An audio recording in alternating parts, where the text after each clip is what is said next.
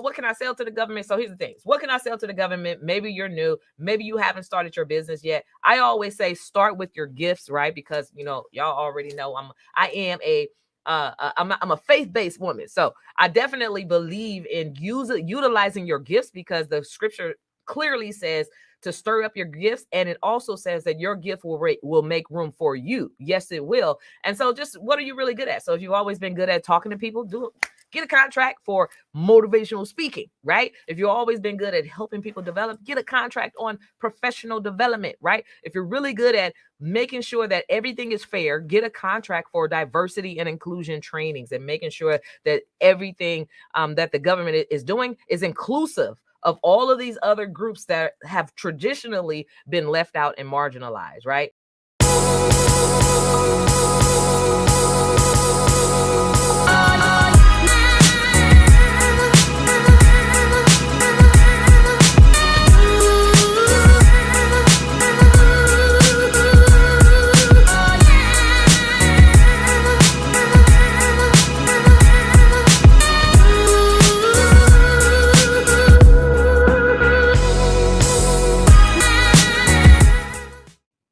So absolutely stir up the gifts, use your gifts. That's where you can start. Or you can just kind of look at this list and be like, which one, would I be passionate about? And you definitely want to start a business or get into a business that is something that you really love to do, because it's not going to ever feel like you have to go to work. Like, oh my God, I got to get up, go cut this tree down. You have to be really, passionate about cutting trees and cleaning up, and hauling that stuff away. You have to be really passionate about it. Otherwise, you will quickly burn out. Yes, the money is good, but definitely you don't want to be chasing it for money. You want to be chasing it for your purpose, right? You always have to have a purpose-driven business. Are you going to solve a solution for the government? And if so, they will solve your problem. And maybe your problem is you haven't been able to create generational wealth. Maybe you haven't been able to, create millions of dollars for yourself in your business. They will solve your problem if you solve theirs, right? So I like that. All right.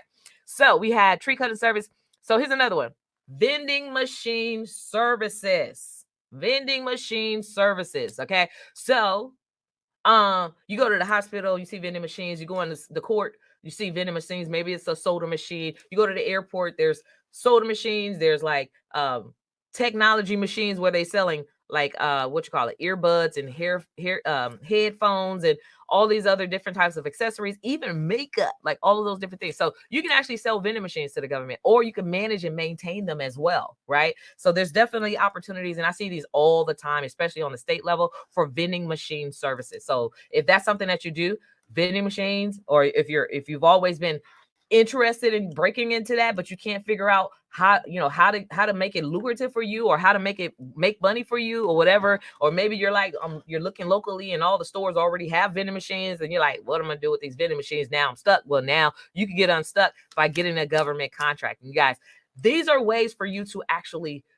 grow and scale faster, because you're not going to get paid a small amount of money for this particular stuff. This is how you actually get to the $1 million faster. And it can be $1 million in a year if you do the work. Like literally, when you see the numbers that are on the table, when you see the type of contracts that are out there and the size of the contracts and like the dollar amounts of these particular contracts, you're like, man, you could do this with just 4 contracts versus 4,000 individual customers to help you get there. All you need is like 2 to 4 contracts. Like literally, if you do the math right and you have that strategy, this could be your game plan to hit $1 million a year, right? So life changing. So for those who are not there, like statistically, I would say statistically, I've seen a study. It said it was like the top 2%. It was like 6%. So 6% of small business entrepreneurs have only the top 6% of entrepreneurs have ever made or hit 6 figures in business. That means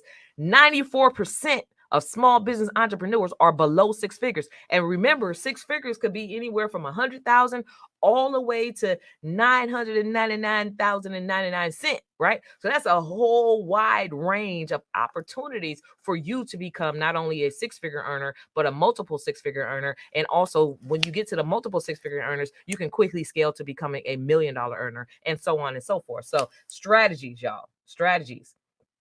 So questions. Let me see. This is a good question. Do you need a degree to be a motivational speaker? No. All you have to do is have a motivational speech. That's it, right? That's it. Like, I mean, are there degrees for motivational speaking? I don't know. Maybe there are. I haven't been to school in a long time, but I'm just saying.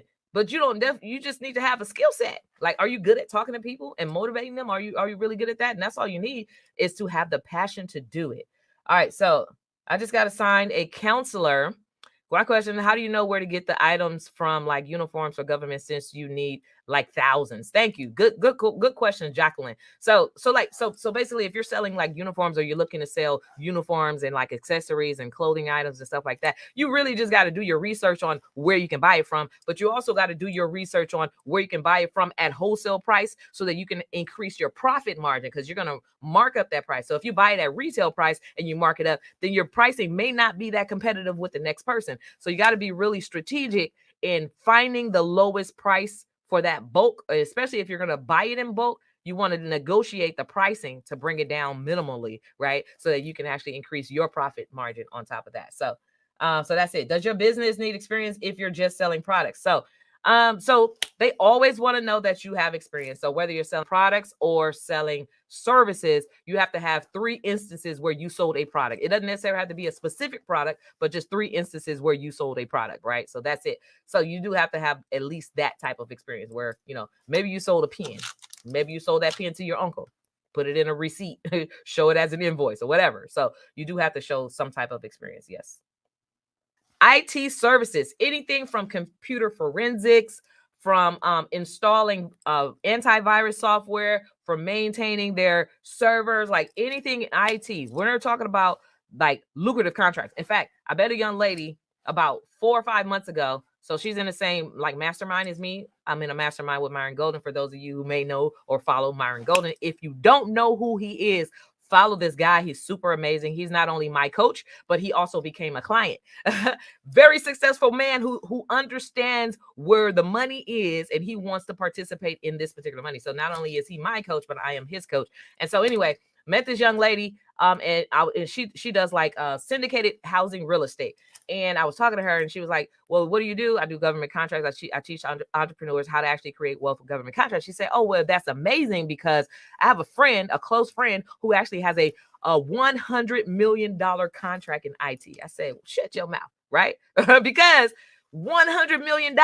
And so when you're a small business entrepreneur, like, you're not even thinking that big. Like, you don't even have the slightest clue of what's out there for you. So if you think, if one person can land a $100 million IT contract with the Department of Defense, so I just gave you a lead, Eric.